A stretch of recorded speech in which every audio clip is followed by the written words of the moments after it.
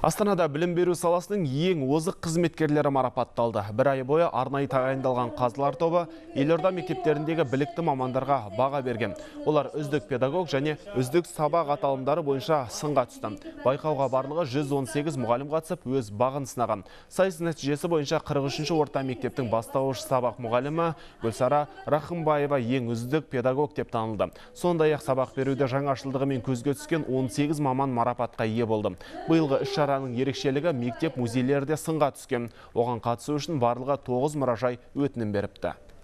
Әрине, мынау елбасымыздың болашаққа бағдар рухани жаңғыру атты үлкен мақаласында бұл үлкен сәйкестік табылады. Өйткені біз қанша дегенмен музей, мұражай келер ұрпаққа, оның ішінде біздің әріптестерге берері көп. Сондықтан осындай сайыстар, конкурстар болып тұрса, әрине нұр үстіне нұр болады деп ойлаймын.